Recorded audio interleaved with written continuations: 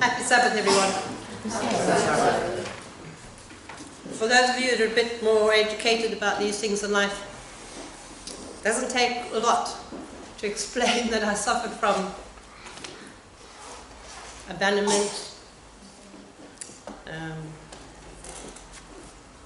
some of these other issues as a child, one thing. And it's very hard to actually realize these things when you're an adult. Decisions that you've made throughout your life, I've spent many times doing things to try and be included, only to find that I'd made another mistake. And that's what I was going to try and speak about today. And it's interesting how God always is in control. For some time, I've known I'm going to preach, and I've been asking God to speak to my heart, and He did in a very interesting way. And then when you come to church and you find the Sabbath school lesson and the health nugget and everything comes to the same message on a day, and it's an affirmation that this is the message that God really wants us to embrace for this day. Children today are always on electronics.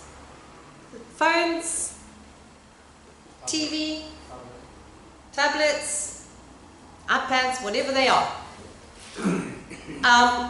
We talk about this a lot and the effects and how bad it is and all the rest of it, but you can't stop it because we're living in such a fast-paced world.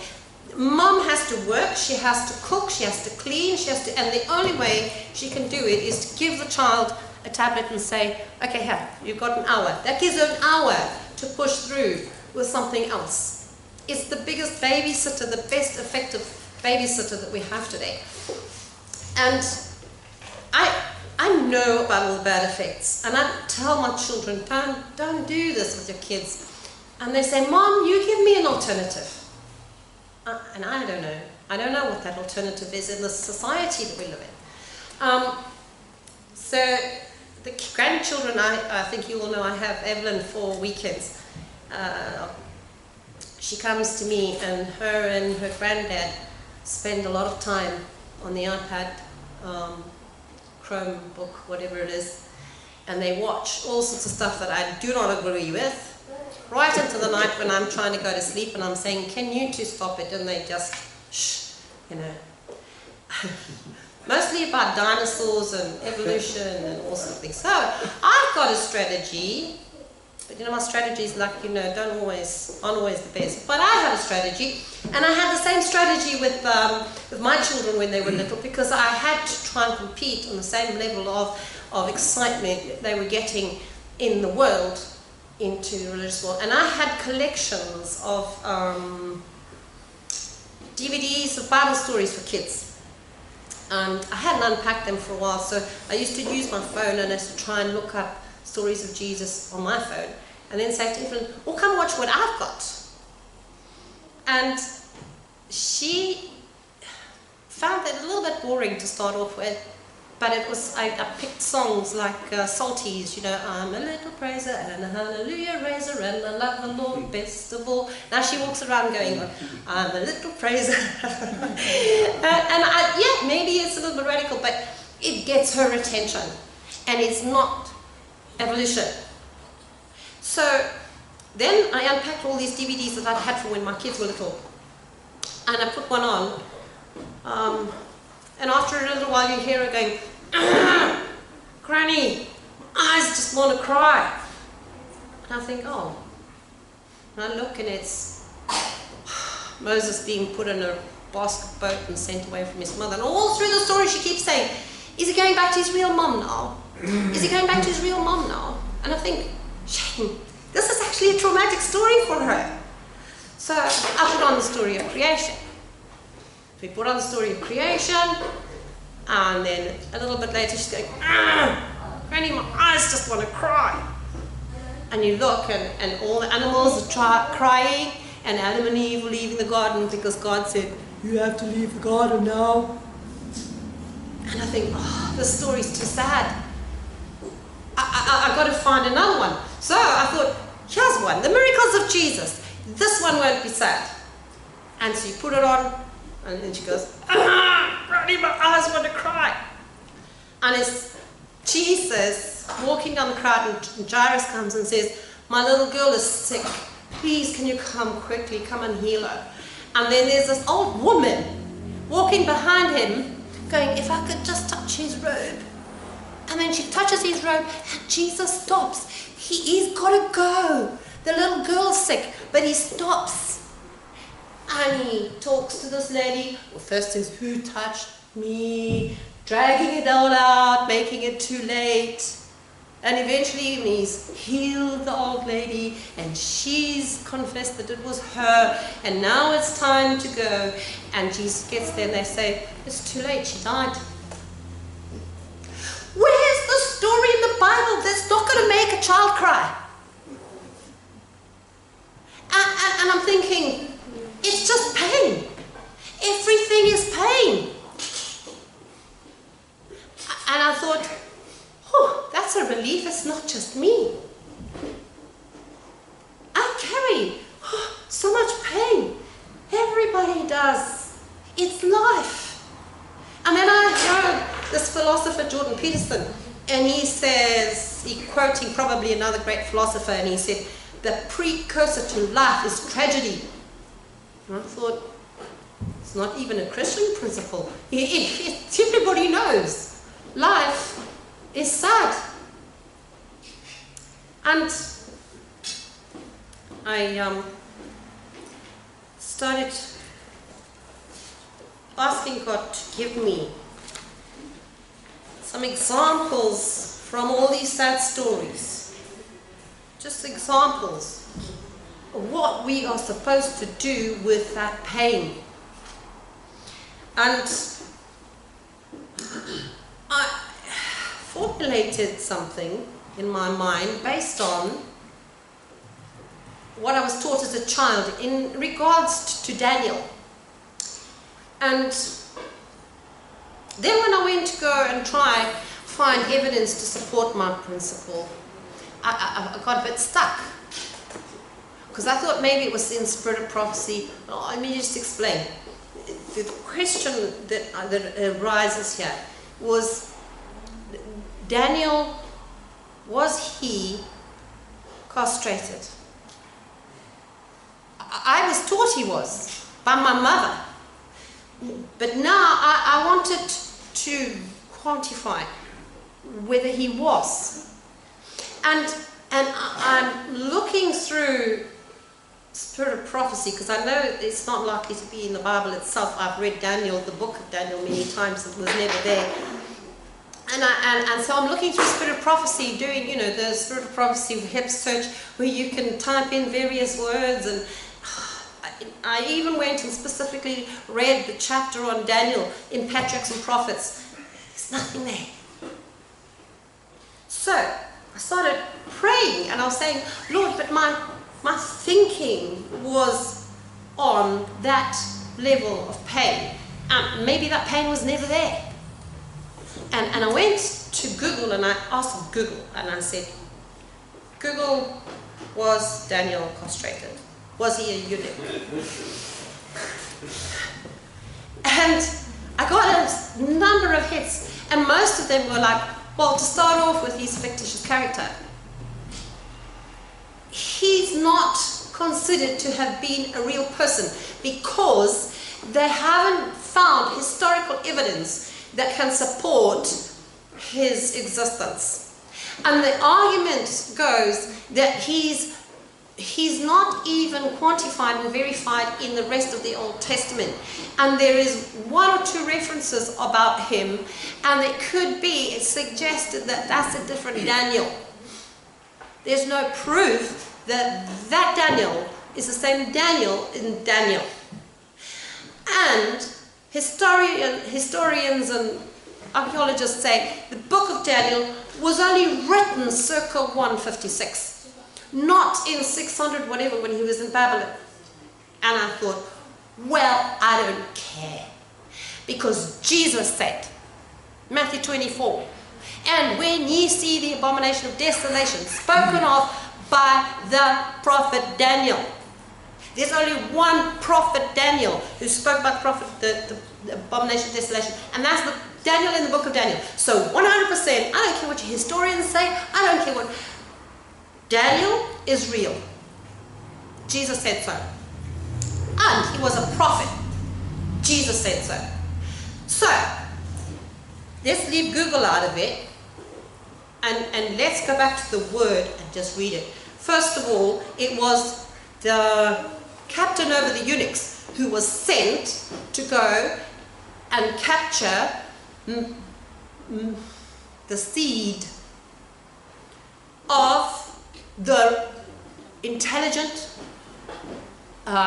princes and priests, young people, to bring them for training. They had to be of good stature, good mind, with knowledge in sciences and philosophies and all these things. So where would they have gone for that? To the royal line. And it's confirmed Daniel was a prince. The reason for it, and this is now more interesting because I had to go back and read into the Kings, the book of Kings, to try and find some kind of background to support this whole captivity in Daniel and all the rest of it. And you find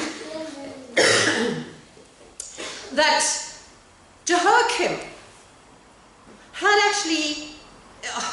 it's such a terrible time in Jewish history. The kings were bad, really bad. Manasseh, he'd done terrible things in Jerusalem, slain the innocent, and the kings were taking wives from other countries and making treaties with them, and worshipping Baal in the temple and doing all sorts of really vile things. And you'd have one good king for a few months, and then he'd get taken out, and then you'd have a bad king, and then you have a good king, then a bad king. They weren't lasting very long, 5 years, 10 years, 3 years, whatever, because there was just so much corruption in Israel.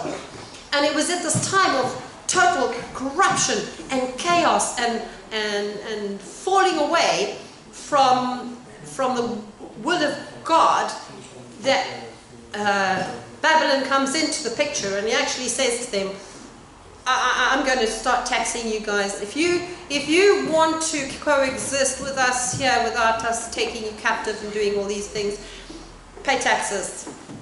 Jehoiakim agrees, and he says, fine, I'll submit, surrender, because he knows the kingdoms of Judah are weak.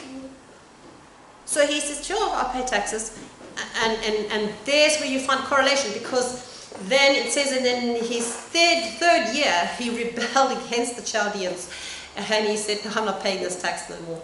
And if you go to the book of Daniel, you'll find that in the third year, the reign of Jehoiakim, Nebuchadnezzar sent his military in to go and take out all the young seed, that brain power, take it out. Because what he was going to do, if you think about it, was to take away any challenge of any kind of a throne in Judah, so that they could be submissive to the power of Babylon. So here's Daniel, young man, taken to a foreign land by the captain of the eunuchs. He's then put into the care of the prince of the eunuchs. Now, you can look throughout Daniel's entire story and you will not find any evidence of him ever being married or having children, which is very important in the culture of Judaism, to have an heir. And I put it to you that Daniel was a eunuch. And the reason I say that he was a eunuch is because the evidence points that way. The reason why there isn't proof is because a eunuch was disqualified from the sanctuary. In Levitical law, he had to remain in the outer court. He couldn't hold office. And as such, could have become unqualified to be the prophet of God. And I'm saying that even Daniel may have accepted that. If you look at what he came from, the decay in Jerusalem, the terrible falling away from God, he is then taken captive. He's innocent because he's young. But what's even more phenomenal is how well he knew the scriptures. How did he know the clean and the unclean foods to eat? How did he know not to have anything offered to idols, not to eat foods offered to idols? How did he know these things? Because he was being trained. He was in training at the time of his captivity. They went and asked, where's the young people's school? And they said, it's there for the princes and the priests. And they said, thank you very much. And they took them. And he was well educated in the scriptures. And I'm thinking to myself, if he was such a wonderful man, why didn't God just raise him up to be a good king in Israel? But he would never have been able to be a good king in Israel because he was living amongst people who had fallen away from God. Priests who had been infiltrated with foreign pagan practices. But in captivity, he could identify that he was living in opposition to his God and therefore stand alone without excuse. He's taken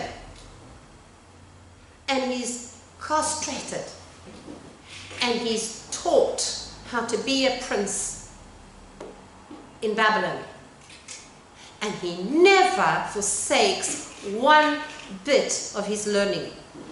If you consider that he may have, by his own law, by his own understanding of the law, recognized that he was disqualified as many of the rights and roles of a man, as a priest, as a prince, by his castration, he should have been bitter. He should have said, why hold on to something that is no longer achievable? Let me just eat this food, adopt these gods, be done with it. But I want to read to you from the book of 2 Chronicles 6:36. And this is Solomon, many years before now, dedicating the temple in Jerusalem. He just built it. It's quite a phenomenal story. And now he addresses the people and then he prays. And this is toward the end of his prayer. And he starts in chapter 6, verse 36, and we're going to read up to 42. And it says, he's talking about these people and their relationship with the temple. And he says, if they sin against thee, for there is no man that sinneth not, and thou be angry with them, and deliver them over before their enemies, and they carry them away captive unto a land far off or near. Yet, if they bethink themselves in the land whither they are carried captive, and turn and pray unto thee in the land of their captivity, saying, we have sinned, we have done amiss, and have dealt wickedly. If they return to thee with all their heart and with all their soul in the land of their captivity, whither they have carried them captives, and pray toward their land which thou gavest unto our fathers, and toward the city which thou hast chosen, and toward the house which I have built for thy name, then hear thou from the heavens, even from thy dwelling place, their prayer and their supplications, and maintain their cause, and forgive thy people which have sinned against thee. Now, my God, let, I beseech thee, thine eyes be open, and let thine ears be attent unto the prayer that is made in this place. And therefore arise, O Lord God, into thy resting place, thou the ark of thy strength. Let thy priests, O Lord God, be clothed with salvation, and let thy saints rejoice in goodness. O Lord God, turn not away the face of thine anointed. Remember the mercies of David thy servant. But the point was this focus to pray when you're taken away captive, to pray toward the city, towards the temple, that God would, and this is what really connects with the story of Daniel, that when they turned toward the house which I have built from thee, then hear from the heavens, even from thy dwelling place, their prayer and their supplications, and maintain their cause. It doesn't say and bring them home or release them or heal them. It just says maintain their cause. Solomon put the relationship of Daniel with his God in place at the dedication of the temple. And Daniel obviously had read this, and he had a faithful duty of opening his windows and praying towards Jerusalem and towards the temple 3 times a day. And he didn't ask for healing. He didn't ask for return to Jerusalem, but that his cause would be heard. And God heard. And because of his faithfulness, God could bless him, and not only bless him, but bless all of us right down the ages. And it says in Daniel 12, shut up the book, Daniel, and you will sleep in the dust. But in the last days you will stand in your place to receive your reward. And he will rise again before the coming of Christ, to see Christ coming, because of an absolute faithfulness to those things which he learned from the scriptures, and he was prepared to stand on them even in the face of man trying to put a separation between him and those things. The second story I wanted us to look to is the story of David. It's a very complicated story, and that is that David, let me start with a guy called Ahithophel. How many have heard of him? Yes. Ahithophel. Now Ahithophel was, let me see if I wrote this one in. I don't know if I made a note of it. It says when he gave advice to David or to Absalom his son, it was as if he spoke from the oracles of God. Yeah, it is. Yeah, 2 Samuel 16:23. And the counsel of Ahithophel, which he counseled in those days, was as if a man had acquired at the oracle of God. So was all the counsel of Ahithophel, both with David and with Absalom. Now, that puts him almost on a level with Samuel. Yeah, he knew God. He knew God's law, and he had a relationship with God such that he could interpret that law, and he could give sound advice to the king. Now, we find a strange story here, where Ahithophel is godly and trustworthy counselor to David. And the next thing, we have Absalom, who's rising up against David. And who's jumping camp? It's Ahithophel. Hang on a minute. I thought you were a man who was as if you were coming straight from the oracles of God. The anointed one is David. How can you lose touch with such an honored place in the position between God and man, and go off the rails? And you start watching, you find the story develops. And as Absalom takes advice from Ahithophel, Ahithophel says to him, Well, let's put a tent up on the building there. David knew he was coming, so he'd taken his whole household and he left 10 concubines to watch the house, and the palace, and he had escaped. And so he says to Ahithophel, what should I do? He was like, put a tent up on the top of the palace where everyone can see you. You take the 10 concubines and you go in with them, each one of them, and the whole city will know that you've overthrown your father. That's it. You're not the king. And Absalom does exactly as he's told. Then he says, well, now what do we do next? Should we go after David? Should we? And Ahithophel says, I know what we should do. We should call him to battle. I'll ride straight on out, like the advisor that I am, up straight to David. I'll slice off his head, and then it'll be all over, because all his men will then turn and they will worship you as king. But there was someone else whom David had sent, one of David's top advisors. I forget his name, started with an H. And he said, you go back to the palace, and if Absalom asks you what you're doing there, you tell him, I am here to serve whoever's the king, and if you're the king, I'm here to serve you. And so he did that, and meanwhile he was the ear, and he heard the advice that Ahithophel was giving Absalom, and he says, sent a maiden to go and tell the spies to go run and tell David, this is what Ahithophel has said, this is what I have said, this is, you need to do this, you need to do that. So there's spy work going on there. This good advisor says to Absalom, I don't think Ahithophel is giving you good advice. It's a bit of a trap, you need to be more out there yourself. You need to be a full battle, let it be a fair fight, and everyone will know that you took the throne justly.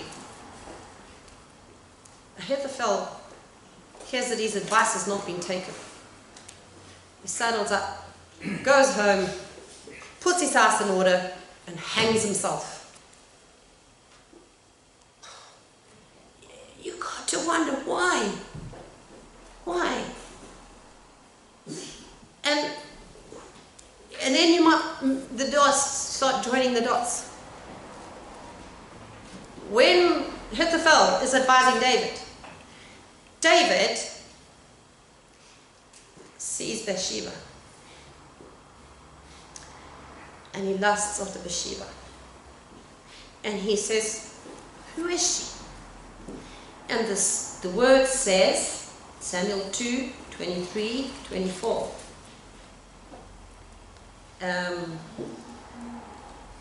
David sat and inquired after the woman. Sorry, Samuel, 2 Samuel 11 verse 3. Sorry. And David sent and inquired after the woman. And one said, is not this Bathsheba the daughter of Eliam, the wife of Uriah the Hittite? And David knew those people. All of those. Uriah was a general in his army, and Eliam worked in his courts. It wasn't like, well, we don't know who she is, that doesn't matter. He knew those people. But lust burned, and nothing could stop it.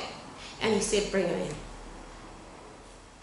And then he sleeps with her, and he sends her home.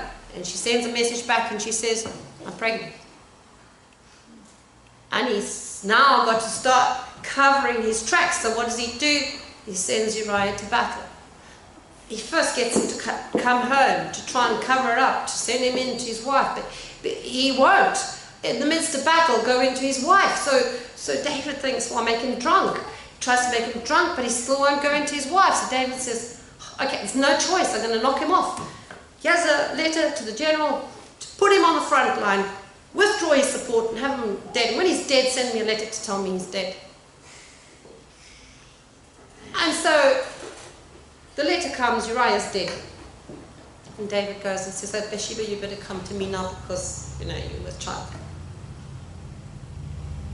The prophet comes to David and he says, there's a man who's wealthy, many sheep. And he's got a neighbor who's poor with one sheep. And the rich man gets guests for dinner. And he thinks, I don't want to kill one of my sheep. That poor guy over there, who's he anyway? He's going to nick his sheep and we'll feed the guests tonight with his sheep.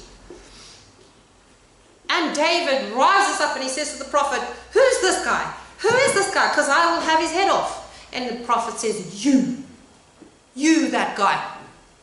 And immediately David sees the analogy and he is sorry. He is very, very sorry. But there's another verse I want you to look at, and that is 2 Samuel 23, verse 34.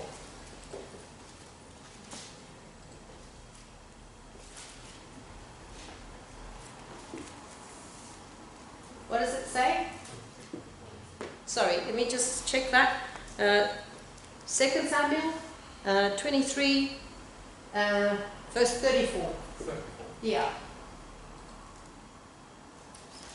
Can you read it out loud all together?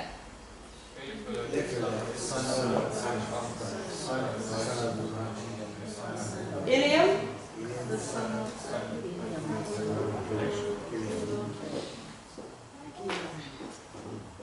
Bathsheba was Eliam's granddaughter. David knew that. He knew his chief advisor, the one who stood between him and God, his granddaughter was the one he lusted.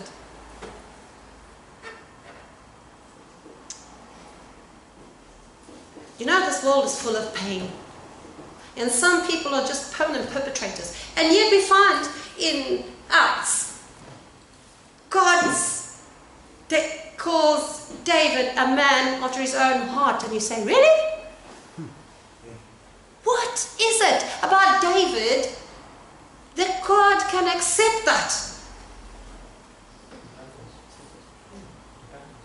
Sorry?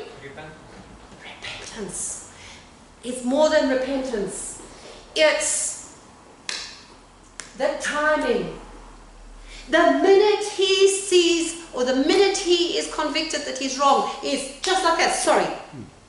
Whatever you want, that's it, I'm sorry.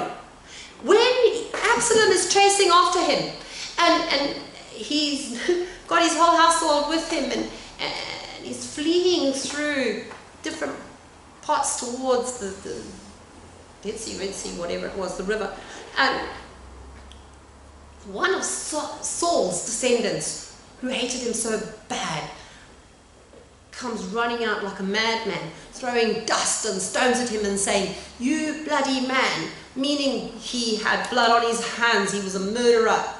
And he's saying, you should die, curse God that you die. Run like the dog that you are. And all of David's men are like, should we just take his head off quick, because he's being very rude. And David says, no. Who am I to say why God isn't reminding me of my guilt? If God wants Saul's son to call me that, let him call me that. And don't interfere. He's willing to say, that's fine. Whatever the consequence for my action, I will take the punishment. We can go on a little bit further. We can also see where Bathsheba's baby is now born. And angel of the Lord takes a hold of that child. This always really bothered me, the story, but it's what it is. It's a child of deep pain, of bitter sin. And the angel of the Lord takes a hold of that child. And David goes into the earth room. I don't know where it is because it's like on dirt. And he prostrates himself on the ground. And he won't eat. And he won't bath. And he won't drink. And he's lying there. People come to try and counsel him. And he won't move. And after 7 days, the baby dies. And they're talking amongst each other, and and they're saying, David won't even talk to us when the child's alive. Well, how can we tell him the child's dead? He's going to go mental. And he hears them whispering, and he straight away says, is the child dead? And they say, yeah. And he says, okay then. And he gets up, has a bath, calls for some food, sits down, has a meal, and everyone says, what is wrong with you? When the child was still alive, you wouldn't eat and bath and whatever. Now the child's dead, it's almost like you're celebrating. And he says, no. While the child was alive, I could plead my guilt and ask God to spare the child. But God said, no, accept it. Just like that. That's okay. God said no. Now I must eat, now I must get on with life. And it's also very interesting that Bathsheba is the mother of Solomon. God restores more than we could ever if we tried to fix our own problems. We need to be like David. When something really, really bad happens, we can beg God there and then, and we can say, please, Lord, no, I can't do this. This is too much for me. And then when God's decision is final, you need to say, okay, thank you, that's fine, I accept it. But we can't. There's an Ahithophel in every one of us that says, I got you. You might be my king. There may be nothing I can do about it now. But I'm watching, and I'm waiting, and the day is going to come. And if you look at why he hung himself, because he couldn't do his plan of action against David with Ahithophel, with Absalom, was because he set up the whole thing that he would ride out and chop off David's head. And Absalom said, well, no, I don't think that's the right way to do it. And because that was his last chance to take revenge, he went and hung himself. Pain is deep. It happens to every one of us. What hurts me might not even be something that you can understand because you didn't walk in my shoes. Or what you're busy struggling with right now might be very foreign to me, like, well, so why is that an issue? That pain starts from the time we are born in little things that happen to change our perceptions and understandings of life, and we grow into adults with damaged perceptions. Some of us, adults who don't know how to have friends. Here's one. I don't know how to have friends. Never had them. Tried too hard. Made too many mistakes. But there's a time where you have to say, okay, that's fine. That's what God's put me through. He had a reason for it. I accept that. And now what does he want me to do next? What's next? Let's do it. Stop being Ahithophel and thinking you're going to sort your problems, solve them out, or prevent pain from coming to you, because it's going to come. And I want to now go to these most beautiful verses in Isaiah. Isaiah 53 verse 3 and 4.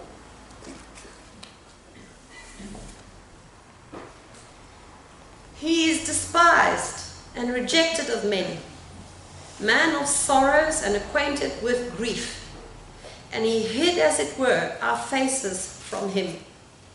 He was despised, and we esteemed him not.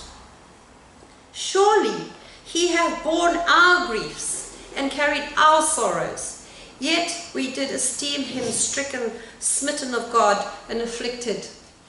We think that's his pain. He walked that road. He was crucified. He was beaten. But that was our punishment. Don't you get it? He was carrying everything we deserve. He went through everything we deserve, so that we didn't have to do it, because he understood that pain that we going to encounter throughout life is often the reason for our falling and our failing. And he said, that's okay. I can help you. He left a perfect heaven. He left a Father who loved him with perfect love. And he came down to be a human being in our flesh and blood, of parents equally flawed as ours, to grow with siblings equally flawed as ours, to toil for his living just as we have to, and then die prematurely because of our bitterness, our anger, our frustrations. And he said, I will do it. I don't think our mind can fully understand that. He wasn't God on earth. He was human on earth. Don't think it was any easier for him. I want us to always remember that everything he did while he was here was to try and tell us to give it up. In the Beatitudes, he says, you know, anger is a sin. But I'm telling you, if you hate your brother, you're committing murder. Because that anger is killing us. And he says, and if you come to make a sacrifice before me, and there remember that you've got something against your brother, leave your sacrifice there, go make it right with your brother, and then come back and make a sacrifice. Because that sacrifice is going to do nothing if you've got something against your brother or your friend or your neighbor. In the Lord's Prayer, he reminds us too. And he says, forgive us our trespasses as we forgive them that trespass against us. That is a condition. If we haven't forgiven, we are not going to be forgiven. Every one of us has pain. Pain, Jesus wants you to understand, pain is not a sin. But when it becomes the same pain tomorrow and tomorrow, it's now called bitterness. And there is no way that bitterness has an end any better than if you go and hang yourself.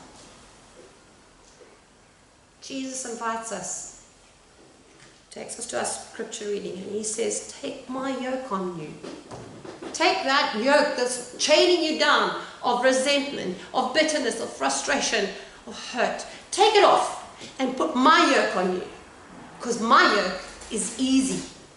My burden is light. Yours is heavy. Take it off. Mine is light. And today, that's the message that I hope the Holy Spirit has got past my poor language and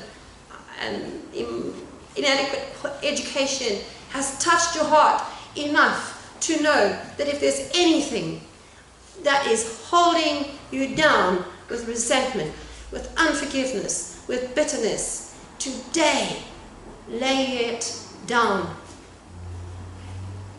When we're singing the closing hymn, I would invite anyone who feels the need to lay something down to come to the front.